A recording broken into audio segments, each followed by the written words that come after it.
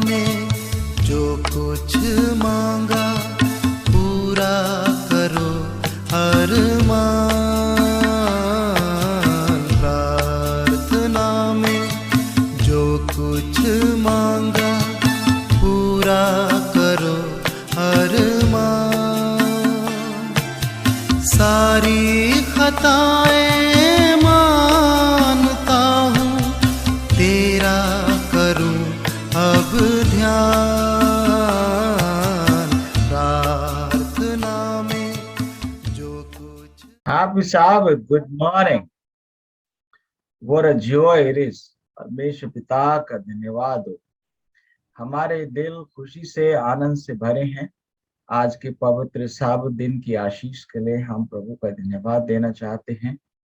धन्यवाद देना चाहते हैं जूम परिवार का और इन लीडर्स का जिन्होंने इस दर्शन को अपनाया है और इसलिए वो दिल और जान से इस सेवकाई में लगे हुए। भाई Satnam, good morning and happy Sabbath. Thank you so much for taking the responsibility to lead today's program. हम सभा को आपके सुपुर्द करते हैं। थैंक यू सो मच और हैप्पी सैबत सभी को। और खास कर धन्यवाद देना चाहते हैं इस सुंदर सुबह के लिए जो परमेश्वर ने हमारे जीवन में जोड़ी है। मैं आप सभी का प्रभु यीशु मसीह के नाम में सबका स्वागत करता हूँ। जूम फैमिली के अंदर, जूम परिवार में आपका हर एक सदस्य जो इस फैमिली में जुड़ा है, हर एक व्यक्ति इंपॉर्टेंट है। हर एक व्यक्ति जो है परमेश्वर की नजर में बहुत इंपॉर्टेंट है। आइए हम जो है अपनी सभा को शुरू करते हैं और पहले प्रार्थना में जाएंगे। अपनी आंखों को बंद करें और प्रार्थना करें। जमीन और आसमान को बनाने वाले जिंदा परमेश्वर, हमें संभाल के रखने के लिए आपका धन्यवाद प्रभु। ये और एक सैबत हमारे जीवन में जोड़ने के लिए आपका बहुत बहुत धन्यवाद प्रभु। हम प्रार्थना करना चाहते हैं इस समय के लिए प्रभु जी कि आज की जो भी प्रोग्राम है, जो भी एक्टिविटीज हैं प्रभु जी, उनको आपके हाथों में सौंपते हैं प्रभु जी। जो भी व्यक्ति जो भी पार्टिसिपेट कर रहे हैं प्रभु जी, उनको भी आपके पवित्र हाथों में सौंपते हैं प्रभु जी। इस जूम परिवार के हर एक सदस्य पर अपनी आशीष और बरकत बनाए रखें प्रभु। इस नेटवर्क पर अपनी आशीष और बरकत बनाए रखें प्रभु। और होने दे प्रभु जी के इस जूम परिवार के द्वारा प्रभु जी आपके नाम की महिमा, आपके नाम की तारीफ सदा सदा होती रहे। हमारे हर एक गुनाह गलतियों को क्षमा करें। सामर्थ्य है कि आपके वचनों में बढ़ते जाएं। आपके नाम को महिमा, आपके नाम की जलाल हमेशा देते रहे प्रभु। सारा आदर महिमा आपको देते हुए हमारी हर एक दुआ को सुनना यीशु के नाम से मांगते हैं, आमीन। आइए जो है हम आगे बढ़ते हैं हमारे आज के संदेश की तरफ। और मैं निवेदन करता हूं, हमारे बीच में पास्टर मुनिंद्र कुमार जी हैं। हम उनका स्वागत करते हैं कि आज वो हमारे बीच में जो है परमेश्वर का वचन जो है हमारे बीच में बांटें। ये समय आपका है। हैप्पी सबत सभी को जय मसीह की गुड मॉर्निंग और थैंक यू सतनाम जी, आपने मुझे अवसर दिया और मैं शुक्रिया अदा करता हूं हमारे पास्टर साहब का, बरकत जी का, जिन्होंने मुझे यह अवसर दिया कि आज मैं परमेश्वर के वचन को आपके साथ शेयर कर सकूं। मैं एक विशेष बात आपको बताना चाहता हूं कि परमेश्वर का वचन लगभग आप सभी लोग जानते हैं, तो मैं आपको सिखाने नहीं, क्योंकि सीखने की आवश्यकता तो अभी मुझे भी बहुत है, सिखाने नहीं वरन मैं अपने विचारों को जो मैं परमेश्वर के वचन से मुझे मिलते हैं आप लोगों के साथ शेयर करने की कोशिश करूंगा। आइए उससे पहले हम लोग प्रार्थना में चलेंगे। धन्यवाद पवित्र सामर्थी दयालु सृष्टि के रचयिता, हमारे आत्मा और प्राण को बनाने वाले प्रभु, हम आपका धन्यवाद देते हैं आज के समय के लिए प्रभु। ये अवसर आपने हमें दिया कि प्रभु हम आपके वचन से बातचीत कर सके। हम आपका धन्यवाद देते हैं, हम सबको तैयार करें, हमें समझ बुद्धि ज्ञान दें, हमारे मन और विचारों को धोकर शुद्ध और पवित्र करें प्रभु, ताकि हम आपके वचन को अपने हृदय में स्थान दे सके। प्रभु हम जो कुछ बोलते हैं वो आपके वचन के अनुसार हो, आपका पवित्र आत्मा हमारी अगुवाई करे। सारी बातों में धन्यवाद करते हुए प्रार्थना उद्धार करता प्रभु यीशु मसीह के नाम से मांगते हैं, आमीन। तो आज का हमारा विषय है प्रार्थना परमेश्वर की एक योजना। इस विषय को हम किस प्रकार से जान सकते हैं मेरे प्रियो, आज हम इस विषय के विषय में बात करेंगे कि प्रार्थना जो है वो आदि से चली आ रही है और परमेश्वर ने इस प्रार्थना की योजना को बनाने के लिए क्यों हमारे बीच में इस विषय को रखा, क्यों परमेश्वर ने सेत के बाद एनोस से प्रार्थना का प्रारंभ किया, क्यों परमेश्वर ने प्रार्थनाओं का आरंभ कैन और हाबिल के माध्यम से नहीं किया, क्यों परमेश्वर ने प्रार्थनाओं का प्रारंभ अदन से नहीं किया। मेरे प्रियो, ये बहुत गहरा विषय है और हम इसमें जानते हैं, हम देखते हैं हमारे आगे के विषय में। हमारी नेक्स्ट स्लाइड यहाँ पर हमें बताती है कि प्रार्थना प्रारंभ होने का कारण क्या था। जब हम पहली उपस्थिति को देखते हैं अदन में, जब परमेश्वर के साथ आदम और हव्वा रहा करते थे, उस वक्त परमेश्वर स्वयं आमने सामने उनसे बातें किया करता था और वो परमेश्वर से आमने सामने बातें किया करते थे। लेकिन परमेश्वर के आज्ञा उल्लंघन के कारण वो परमेश्वर से दूर हुए, अर्थात उसकी उपस्थिति से और उसके सम्मुख से उनको निकलना पड़ा। अब हम दूसरी उपस्थिति के विषय में जानते हैं कि क्यों प्रार्थना का प्रारंभ करने का कारण प्रभु के लिए सामने खड़ा हुआ। दूसरी जो उपस्थिति को हमें छोड़ना पड़ा प्रभु की, वो था कैन और हाबिल के बीच की जो मतभेद और उनके जो झगड़े थे, और उसके बाद आपने पढ़ाई है परमेश्वर के वचन में, मैं उसमें डीप नहीं जाऊंगा। उस कारण परमेश्वर के इस उपस्थिति से उन लोगों को बाहर निकलना पड़ा। अब हमारे पास शब्द मात्र से अपने विचारों को प्रभु तक पहुंचाना था। मेरे प्रियो, प्रार्थना अपनी बात को परमेश्वर तक पहुंचाना और परमेश्वर के संदेश को अपने तक लाना और फिर संसार में मानव जाति तक पहुंचाना, प्रार्थना इस बात का एक केंद्र है। मेरे प्रियो, हम देखते हैं कि परमेश्वर के सम्मुख से निकल जाना, परमेश्वर की उपस्थिति को छोड़ देना, सांसारिकता में अपने आप को लिप्त कर लेना। यह लिखा है, जो लोग परमेश्वर से दूर हो जाते हैं वो और वह पाप में, सांसारिकता के जीवन में अपने आप को दुखों के जाल में फंसा लेते हैं और भूख, तंगी, परेशानी का जीवन जीते हैं और खुद को शैतान के हाथों में पाते हैं।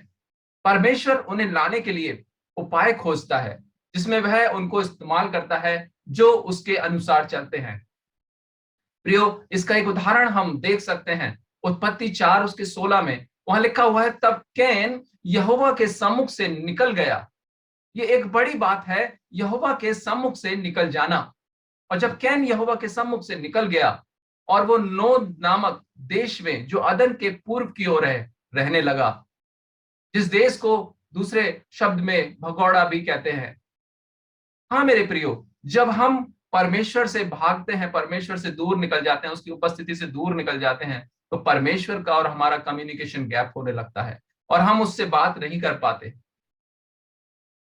यहाँ परमेश्वर से दूरी और पाप, कर्ज, मर्ज में फंसे हुए लोग हैं, पर प्रभु के पास नहीं आना चाहते। वह भागते ही रहते हैं निरंतर, क्योंकि शैतान उनके मन में बात करता है और कहता है, प्रियो, कि तुम नशा करते हो, तुम गाली देते हो, तुमने खून किया है, तुम जुआ खेलते हो, तुम झगड़ा करते हो, तुम पाप करते हो, प्रभु तुम्हें ग्रहण नहीं करेंगे, तुम मेरे पास ही ठीक हो।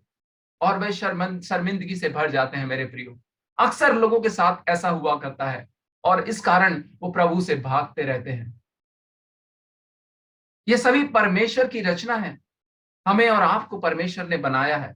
प्रभु चाहता है ये बचाए जाए। क्या ये सभी स्वयं से बच सकते हैं? मेरे प्रियो, शायद अगर हम देखें तो ये स्वयं से नहीं बच सकते हैं। अगर ऐसा होता तो परमेश्वर हनोक कैन की संतान के द्वारा अपने लोगों को बचा सकता था। लेकिन मेरे प्रियो, परमेश्वर के वचन में हमें देखने को मिलता है कि हनोक के परिवार में, उसके संतानों में भी लोग प्रार्थना को महत्व नहीं दिया करते थे। परमेश्वर का भय उनके जीवन में नहीं पाया जाता था। हनोक की संतानों का जीवन इसको असंभव ठहराता है। उनके कार्य ऐसे नहीं हैं। वो तंबू बनाने, दो विवाहों को करने, हथियारों को बनाने, शिकार करने, मीट और बाकी चीजों का सेवन करने और इन सारी चीजों में वो लोग लिप्त हो गए थे। और प्रभु जानता था कि वो लोग मेरे चुने हुए लोगों को भरमाने और उन लोगों को गिराने का कारण ठहरेंगे मेरे प्रियो। तब परमेश्वर मानव जाति को नाश होने से बचाने के लिए उपाय निकालते हैं ताकि मेरे लोग अपने सुरक्षा और औरों की आत्मरक्षा का कारण बन सकें और ठहर सकें। वह वापस मुझसे जोड़ें उन लोगों को जो मुझसे भाग रहे हैं, जिन्हें शैतान अपने कब्जे में लिया हुआ है। वो परमेश्वर उन लोगों को, प्रभु उन लोगों को ढूंढता है ताकि वो प्रार्थना का महत्व उनके जीवन में डाल सके। प्रभु प्रार्थना के विषय में उनसे बात करता है और उनसे उन्हें ढूंढता है कि ऐसे लोग मुझे चाहिए जो और लोगों के आत्मरक्षा का कारण ठहर सकें और वो उन लोगों को वापस ला सकें जो नाश की ओर जा रहे हैं मेरे प्रियो। यही कारण था कि परमेश्वर ने मिस्रियों को भी मिस्र से लौटने के बाद इजरायलियों को 40 साल तक जीवित रखा। 40 साल तक उन्हें समय दिया। जो एक छोटा सा रास्ता था वो 40 साल में बदल गया ताकि वो मन फिराएं अपने पापों से, बुराइयों से। और जो प्रभु के लोग हैं, जो प्रार्थनामय जीवन जीने वाले लोग हैं, उनके द्वारा उनके जीवन नाश होने से बचाए जा सकें। तो प्रभु इस विषय का, इस प्रार्थना का जो आरंभ करता है वो किस प्रकार से करता है? वो प्रभु इस विषय का, अपनी योजना का आरंभ पहली प्रार्थना के द्वारा करता है प्रियो, जो हम उत्पत्ति की पुस्तक 4 उसका 26 में पाते हैं। यहां कुछ इस प्रकार से लिखा है, और सेत के भी एक पुत्र उत्पन्न हुआ। हम जानते हैं कि केन के बाद कोई ऐसा नहीं था जो प्रभु की महिमा कर सके या प्रभु के भय में चल सके। वो तो परमेश्वर के सम्मुख से भाग गया। लेकिन परमेश्वर ने आदम को एक पुत्र दिया जिसका नाम था सेत, और सेत के द्वारा एनोस का जन्म हुआ। और उसी समय से लोग प्रार्थना करने लगे मेरे प्रियो। ये प्रार्थना का प्रारंभ था, ये प्रार्थना का आरंभ था, परमेश्वर की योजना का ये पहला कदम था जो प्रभु ने लोगों को प्रार्थना के माध्यम से अपने बातों का और उनकी बातों का, उनकी परेशानी और उनके हलों का आदान प्रदान करने के लिए एक जरिया ठहराया प्रियो। और आज हम देख सकते हैं कि परमेश्वर अपने लोगों के माध्यम से, प्रार्थनाओं के द्वारा बहुतों के जीवन को बचाने के लिए, अपनी प्रजा को बचाने के लिए, अपनी वाचा को पूरा करने के लिए एक उपाय निकालता है जिसे हम प्रार्थना कहते हैं मेरे प्रियो। और आज उस प्रार्थना के द्वारा हम इस जूम परिवार में बहुतों के जीवन को कर्ज मर्ज मुक्त कर रहे हैं। उनके बीमारियों को, उनके आर्थिक स्थितियों को हम प्रार्थना के द्वारा सुधार रहे हैं मेरे प्रियो। यही कारण है कि आज हम भोर में उठकर प्रभु की आराधना करते हैं और हम देखते हैं कि प्रार्थना के क्रम का आगे बढ़ने का इस प्रकार प्रारंभ हुआ। हम देखते हैं अब्राहम के जीवन को, इब्राहिम को आज हम मूल पिता के रूप में जानते हैं मेरे प्रियो। जेनेसिस 12 उसके 8 में अगर हम देखते हैं, यहाँ प्रार्थना के जीवन का एक मुख्य स्थान है। वहां पर हम इब्राहिम के जीवन से देखते हैं कि उसने प्रभु से प्रार्थना किया। जब वो एक नगर में गया था और एक राजा ने उसकी पत्नी को अपने पास रख लिया था, तब परमेश्वर ने उस राजा से कहा कि इसकी पत्नी को कुछ हानि ना पहुंचा, क्योंकि वो मेरा नबी है और तू उसको छोड़ दे और वो तेरे लिए यहोवा परमेश्वर से प्रार्थना करेगा। जी हाँ प्रियो, परमेश्वर औरों के मन में भी अपने लोगों के द्वारा प्रार्थना किए जाने के विषय को उन लोगों के मनों में डालता है, ताकि लोग आपसे आकर कहें कि मेरे भाई, मेरे बहन, मेरे लिए प्रार्थना करें, मैं उलझन में हूं, मैं परेशानी में हूं, मैं डायरेक्ट परमेश्वर से नहीं मिल सकता, क्योंकि शैतान उनके मनों में ये सारी चीजें डालता है। हमारा और आपका बहुत बड़ा महत्व है। पूरे वचन में, पवित्र शास्त्र में हमें देखने को मिलता है कि परमेश्वर अपने लोगों के द्वारा प्रार्थना के माध्यम से लोगों को नाश होने से बचाने के लिए उपाय करता रहा है। जो लोग प्रार्थना करने लगे वह विजय हुए और परमेश्वर उन्हें बढ़ाने लगा और हर विपत्ति परिस्थिति से वह पार हुए। उनके प्रभु पर विश्वास करने के कारण मेरे प्रियो, प्रार्थनाओं का उत्तर मिलने लगा। पर कुछ ढिठाई का जीवन जीते रहे और नाश होते रहे मेरे प्रियो। उन्होंने अपने जीवन को जाल में फंसा लिया, अपनी आत्मा प्राण को छलनी बना लिया और अपने जीवन को प्रभु के हाथ में नहीं सौंपते। लेकिन हम और आप जो समर्पित हैं, हम प्रार्थना करते हैं। जी, हम अगला विषय देख सकते हैं कि सिमसोन की प्रार्थना के विषय में अंत में अपनी प्रजा के छुटकारे के लिए उसने प्रभु से प्रार्थना किया और अपने प्राणों तक की उसको चिंता नहीं हुई। वो नहीं चाहता था कि उसके लोग बंधुआई में रहें, और उस वक्त उस प्रजा से जिसमें लोग बंधुआई में थे उसने सभी को छुड़ाया। मेरे प्रियो, प्रार्थना हमारे जीवन में बहुत काम करती है। हन्ना की प्रार्थना परमेश्वर के राज्य के विस्तार के लिए थी, अपने जीवन के उद्धार के लिए थी, अपने जीवन की नामधराई जो उसके जीवन में पाई जाती थी उससे उसने छुटकारा प्राप्त किया। यहाँ लिखा है पहला सामुएल 2 उसका पहली वर्ष बताती है हमें मेरे प्रियो, तब हन्ना ने प्रार्थना करके कहा, मेरा मन यहोवा के कारण मगन है, मेरा सींग यहोवा के कारण ऊंचा हुआ है। जी हाँ, ये वही प्रार्थना का जवाब है, वही आत्मा से आई हुई आवाज है जो हन्ना प्रभु के सामने रख रही है, जो उसके प्रार्थनाओं का उत्तर मिला है। जी मेरे प्रियो, हम अपने जूम परिवार में भी देखते हैं कि हमें बहुत सारी प्रार्थनाओं का उत्तर मिलता है। हन्ना ने परमेश्वर के राज्य के विषय में सोचा और अपने पुत्र को प्रभु की महिमा के लिए और लोगों के लिए प्रार्थना करने के लिए और आत्माओं को बचाने के लिए अपने दूध छुड़ाए हुए पुत्र को प्रभु के भवन में दे देती है। मेरे प्रियो, हम देखते हैं दानियल अपने लोगों के लिए, अपनी प्रजा के लिए शेरों की मान तक में डाला गया, लेकिन उसने अपने विश्वास को नहीं तोड़ा। वो जानता था कि मैं जो प्रार्थना करता हूं परमेश्वर मुझे इसका उत्तर देगा। जी हाँ मेरे प्रियो, दानियल 6 उसका 10 वचन हमें बताता है, जब दानियल को मालूम हुआ कि उस पत्र पर हस्ताक्षर किया गया है, तब वह अपने घर में गया जिसकी उपरौठी कोठरी की खिड़कियां यरूशलेम की ओर खुलती थी। मेरे प्रियो, यरूशलेम की ओर अर्थात परमेश्वर की ओर मुख करके प्रार्थना करना। प्रियो, मैं आपको बताना चाहता हूं एक छोटा सा उदाहरण। जब मछुआरे समंदर में मछलियां पकड़ने निकलते हैं तब वो समंदर के नीचे नहीं देखते मेरे प्रियो, वो आकाश की ओर देखते हैं। आकाश की ओर देखकर उन्हें पता चलता है मछलियां कहां पर है मेरे प्रियो।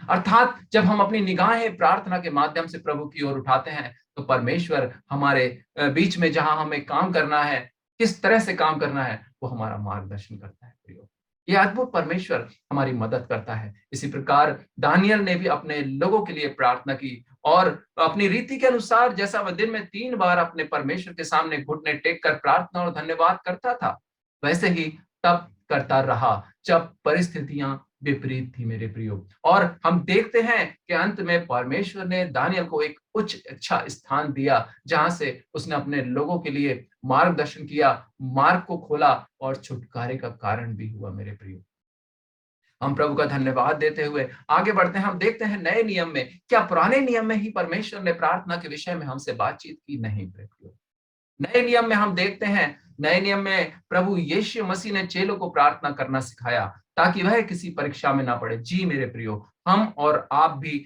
इस नियम को फॉलो कर रहे हैं। ये वो योजना है जो परमेश्वर ने आदि से बनाई थी, प्रार्थना के माध्यम से परमेश्वर से वार्तालाप करना और अपने जीवन को सुरक्षा प्रदान करना और औरों के जीवन को नाश होने से बचाने के लिए विनती करना। मेरे प्रियो, हम एक याजक हैं, हम एक नबी हैं, हम एक राजा है। हाँ मेरे प्रियो, जो गुण यीशु मसीह के अंदर थे वो तीनों गुण हमारे अंदर कहीं ना कहीं पाए जाते हैं। हम परमेश्वर के वचन को लोगों तक पहुंचाते हैं, हम परमेश्वर के लोगों की देख रेख और उनकी सेवा टहल के बारे में चिंतित रहते हैं। हम उनके लिए सारे आयामों के विषय में चिंता करते हैं, सोचते रहते हैं और प्रार्थना करते हैं। हम उन्हें मार्गदर्शन करते हैं। जी मेरे प्रियो, हम उनका हौसला अफजाई करते हैं। ये प्रभु के गुण है। परमेश्वर हमें इन गुणों से भरना चाहता है। ये यीशु मसीह के गुण है मेरे प्रियो, और यीशु मसीह अपने चेलों को भी सिखाते हैं प्रार्थना करना ताकि हम परीक्षा में ना पड़े, वरन जो परीक्षा में है उनको भी हम परीक्षा से बचा कर ले आए और विजय पाएं। प्रभु ने कहा, यदि तुम मेरे नाम से विश्वास के द्वारा जो कुछ पिता से मांगोगे वह तुमको देंगे। लेकिन पिता की इच्छा के अनुसार मेरे प्रियो, वह क्या है? कौन सी इच्छा है? जी हाँ, यीशु ने कहा, प्रभु का आत्मा मुझ पर है इसलिए कि उसने कंगालों को सुसमाचार सुनाना। जी हाँ मेरे प्रियो, कंगालों को, जो कंगाल है, जो दुखी है, जो परेशान है, उन्हें हम अपनी बराबरी में लेकर आए, उन्हें हम अपने बराबर खड़ा कर सके। ये हमारे प्रार्थनाओं का उद्देश्य होता है, ये हमारा सुसमाचार होता है। इस कार्य के लिए प्रभु प्रियो हम यीशु मसीह के भाई और बहन बने हैं, हम उसके बेटे और बेटियां बने हैं, हम उसकी संतान ठहरे हैं मेरे प्रियो। और इसलिए भेजा है कि बंदियों को छुटकारे का, जी हाँ प्रियो, बंधन हमारे जीवन में जो पाए जाते हैं, हम दूसरे बंदियों के विषय में भी देखते हैं और अपने जीवन के और औरों के जीवन के बंधनों के विषय में हम देखते हैं, उनको छुटकारे का, और अंधों का जिनकी आंखों पे पर्दे पड़े हैं, जो परमेश्वर के राज्य में नहीं जानते परमेश्वर के राज्य को सही से, जैसे कैन के लोग अपने जीवन को संसारिकता में झोंक दिए थे, उसी प्रकार आज भी बहुत से अंधे लोग पाए जाते हैं जो दृष्टि होते हुए भी नहीं देख पाते, देखते हैं पर अनदेखा कर देते हैं प्रियो। लेकिन हम देखते हैं और हम वही दृष्टि, वही ज्योति जो परमेश्वर ने हमें दिया वचन की, हम उन तक पहुंचाए ताकि उनका अंधापन दूर हो पाए मेरे प्रियो। अंधों को दृष्टि पाने का और का सुसमाचार प्रचार करूं, और कुचले हुए को छुड़ाऊं, और प्रभु के प्रसन्न रहने के वर्ष का प्रचार करूं मेरे प्रियो। हाँ, प्रभु हमारे इन कामों से प्रसन्न होता है। हमें एक प्रसन्न रहने का वर्ष एक और है, मैं उस पर अभी चर्चा नहीं करूंगा, वो बहुत बड़ा विषय है, वो इस टॉपिक से अलग है। लेकिन आज मेरा टॉपिक केवल प्रार्थना है, मैं प्रार्थना के विषय में बात कर रहा हूं। तो हम परमेश्वर को अपने इन कार्यों के द्वारा, इस प्रार्थना के माध्यम से हम परमेश्वर को प्रसन्न कर सकते हैं। ये वचन लूका 4 उसका 18 और 19 पद में हम देखने को मिलता है। और हम यहाँ देखते हैं मेरे प्रियो कि परमेश्वर हमें किस प्रकार से इन 4 पॉइंटों के माध्यम से प्रार्थना करने के विषय में बताते हैं। और ये जो 4 पॉइंट है लूका 4 उसके 18-19 में, ये हमें बताते हैं कि आपकी प्रार्थना लोगों के आत्मिक, पहला आत्मिक, आर्थिक, शारीरिक वृद्धि का कारण ठहरती है मेरे प्रियो।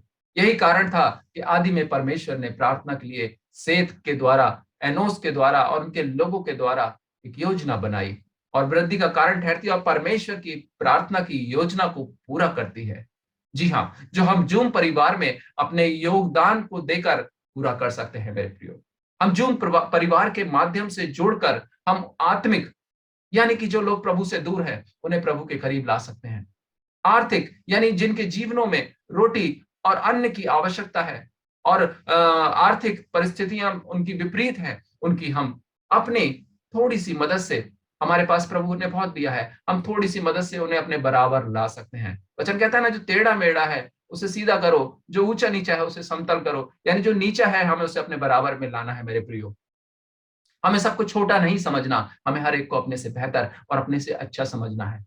हमें और बहुत कुछ सीखना है मेरे प्रियो, हमें सीखने का जीवन बनाना है। प्रार्थना के माध्यम से यदि हम ऐसी सोच रखते हैं तो प्रभु हमें बढ़ाएगा और हम अपना योगदान दे सकते हैं, जो कर्ज मर्ज मुक्ति आंदोलन के रूप में आज हम जूम परिवार में देख रहे हैं मेरे प्रियो। ये प्रार्थनाएं हैं जो इस आंदोलन को पूरा करेंगी। ये वो प्रार्थनाएं हैं जो परमेश्वर की योजना के तहत हैं। आज हम इन प्रार्थनाओं की योजना के तहत, जो परमेश्वर की योजना है, हम परमेश्वर के कार्य को पूरा कर सकते हैं, हम प्रभु यीशु मसीह के कार्य को पूरा कर सकते हैं और बहुतों को आग से झपट कर निकाल सकते हैं मेरे प्रियो।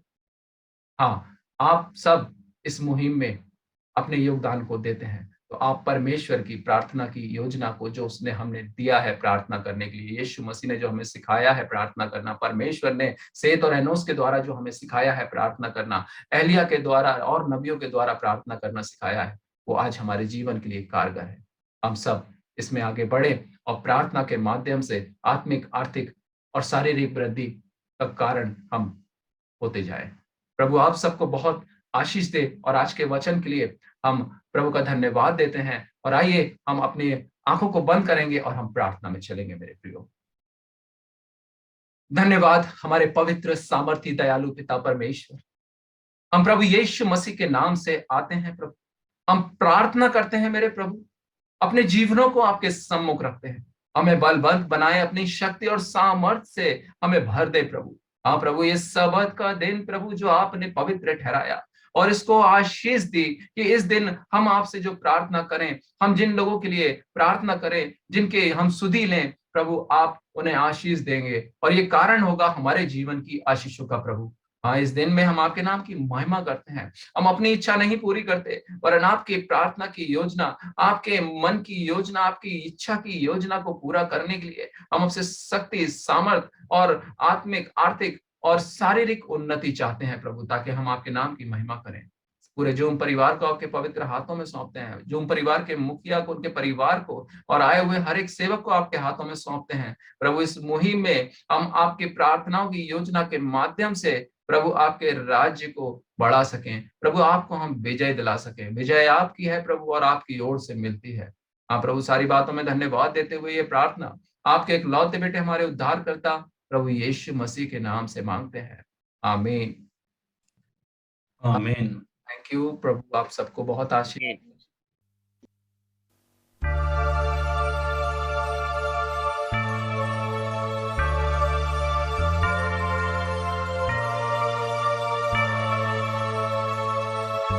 प्रार्थना में जो कुछ मांगा पूरा करो अरमान। प्रार्थना में जो कुछ मांगा पूरा करो अरमान। सारी खताएं